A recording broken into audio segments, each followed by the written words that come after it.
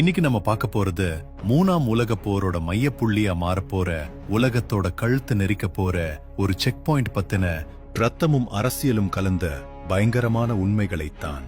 உலக மேப்ப கொஞ்சம் உத்து கவனிச்சீங்கன்னா மிடில் ஈஸ்ட் ஆசியாவுல ஈரானுக்கும் ஐக்கிய அரபு அமீரகம் மற்றும் ஓமனுக்கும் நடுவுல இங்கிலீஷ் எழுத்து வி ஷேப்ல ஒரு குறுகலான கடல் பாதை இருக்கும். பாரசீக வளைகுடாவ அரபிக்கடலோட இணைக்கிற ஒரே ஒரு இயற்கையான கடல் வாசல் இதுதான்.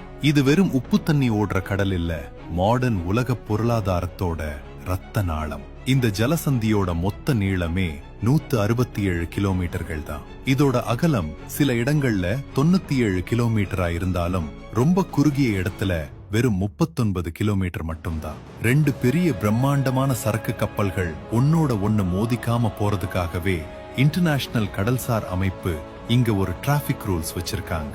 உள்ள போக 2 மைல் பாதை, வெளியே வர 2 மைல் பாதை, நடுவுல ஆக்சிடென்ட் ஆகாம இருக்க 2 மைல் கேப். இவ்வளவுதான் ஒட்டுமொத்த உலகமும் நம்பி இருக்க அந்த உயிர் நாடி பாதை. இந்த பாதையை தாண்டித்தான் உலகத்தோட பெரிய பெரிய கப்பல்கள் ஊர்ந்து போகணும். நவீன உலக பொருளாதாரம் இந்த ஒரு புள்ளிய நம்பித்தான் சுத்திக்கிட்டு இருக்குன்னு சொன்னா உங்களால நம்ப முடியுதா?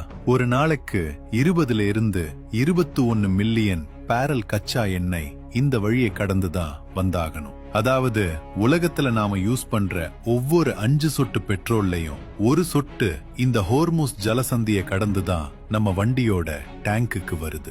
இயற்கை எரிவாயுவோட உலக வியாபாரத்துல 35% இந்த ஒத்தையடி பாதையத்தான் நம்பி இருக்கு. ஒருவேளை இந்த பாதையில ஒரு சின்ன விபத்து நடந்து அடைப்பட்டா கூட கப்பல்கள் எல்லாம் ஆப்பிரிக்காவோட நன்னம்பிக்கை முனை வழியா 8000 நாட்டிக்கல் மைல் சுத்தி வரணும். இதனால பயண நேரம் 30 நாள் அதிகமாகும். டிரான்ஸ்போர்ட் செலவு பல மடங்கு எகிரிடும். அந்த பாரம் மொத்தமும் சாதாரண சாமானிய மக்களோட தலையில தான் பணவீக்கமா வந்து விழும்.